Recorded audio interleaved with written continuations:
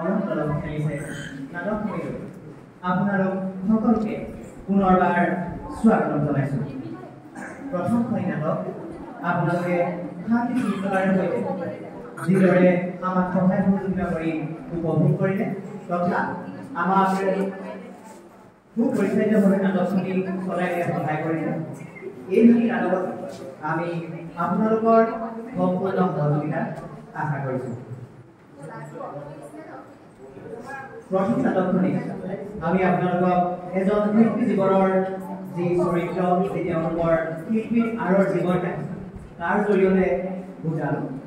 এইখিনি নাটকত আমি স্বাস্থ্য ৰক্ষাত্মকভাৱে আপোনালোকক বৰ্তমান সমাজত চলি থকা কিছুমান কথা কিছুমান সমস্যা তথা পৰিস্থিতিৰ আভাস দিবলৈ চেষ্টা কৰিম।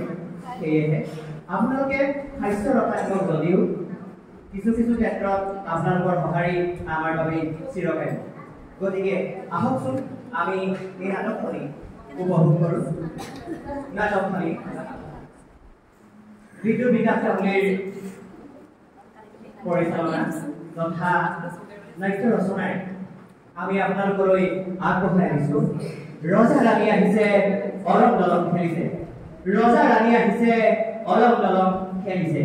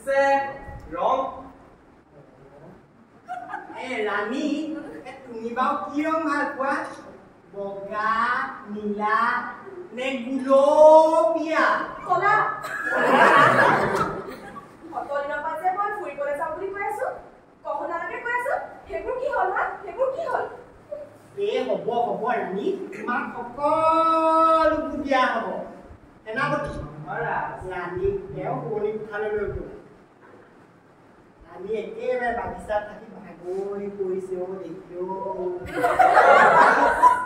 আহক ৰাণীয়ে আহক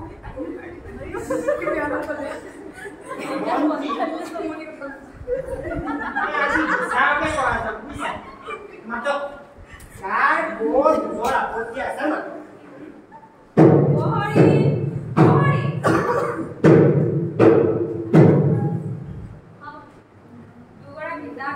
আৰু বিচাৰ থকা পাতি আছে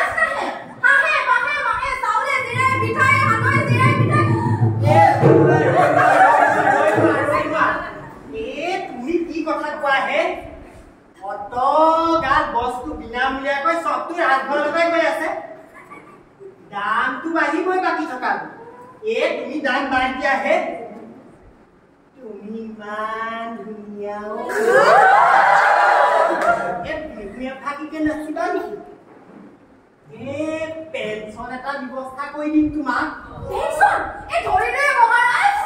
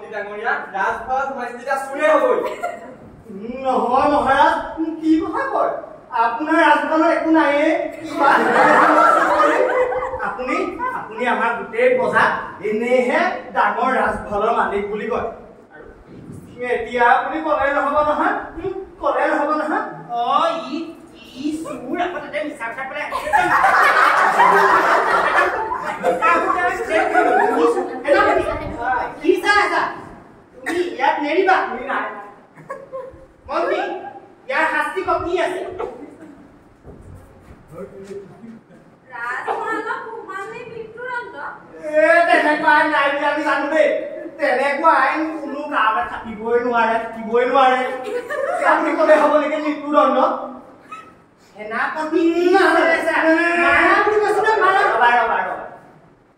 মইহে জানিছো মই কিমান কষ্টত আছো দিন ৰাজভঁৰালত কিবা এটা পাম বুলি মই কষ্ট কৰি কিমান কষ্ট কৰিছো মইহে জানো মোৰ হাতুটি গৈ ল'ৰা ছোৱালী আপোনালোকে গম পায় তাৰ প্ৰতিপালনত মোৰ কিমান কষ্ট হয় আপোনালোকে গম পায় আপোনালোকে নাপায় সাধাৰণ প্ৰজাৰ কোনো দুখ গম নাপায় আপোনালোকে সকলো বিনামূলীয়াকৈ দিয়ে ন আপোনালোকৰ সকলো আছে ন কিন্তু আপোনালোকৰ একো নাই এই ৰজাৰ একো নাই মই সকলোকে কৈ দিম